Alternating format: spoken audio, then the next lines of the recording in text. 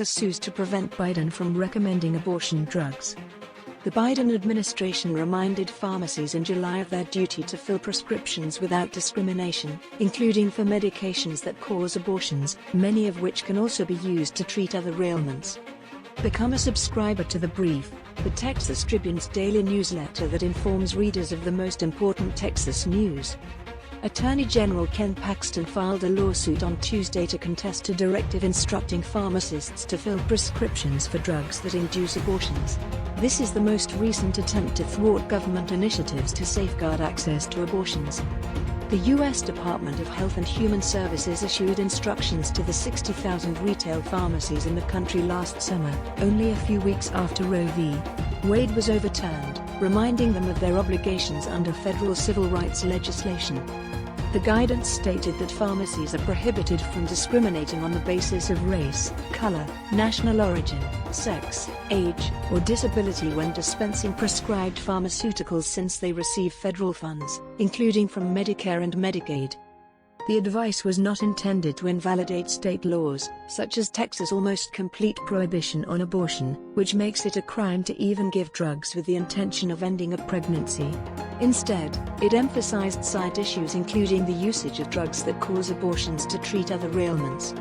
For instance, methotrexate is the gold standard for treating numerous autoimmune disorders and can be given during an abortion. After Roe v. Wade was rejected by the U.S. Supreme Court, reports of pharmacists refusing to fill prescriptions out of concern that they may face criminal charges started to circulate. The advice warned that denying someone access to medication to treat a handicap solely because it can also be used to end a pregnancy could be considered discriminatory. Selling condoms but not filling a prescription for birth control could also be considered gender discrimination, according to HHS. Paxton, an adamantly anti-abortion attorney general, has not shied away from navigating this guidance's murky legal waters. It's not yet apparent how this advice complies with a collection of federal rules that forbid treating medical professionals negatively because they oppose abortion. Additionally, it is also unclear if pharmacists have the right to refuse to dispense some drugs, such as emergency contraception. The Biden administration is attempting to frighten every pharmacy in America by threatening to withhold government funds, according to Paxton, who added in a statement that the administration is aware it lacks the legal authority to enact its radical abortion agenda. It won't work, I'm afraid. The Supreme Court decision that overturned Roe v. Wade, Dobbs, was allegedly attempted to be nullified by the Biden administration, according to Paxton's lawsuit. Paxton filed a lawsuit in July to prevent the federal government from mandating that hospitals treat patients undergoing medical emergencies with stabilizing treatment, including abortion when medically necessary.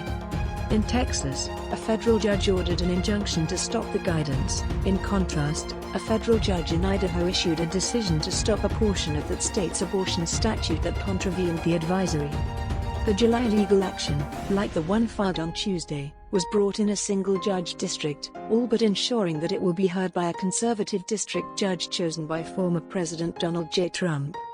This is not the only ongoing legal dispute involving medications that cause abortions. Judge Matthew Kaczmarek of the U.S. District Court is anticipated to make a decision on the anti-abortion activists' complaint as soon as this Friday, which could result in the recall of a common abortion drug from store shelves. That's today's latest news. Don't forget to subscribe, like, and comment so that this channel can continue to exist. Thank you for listening to the end and I hope it's useful.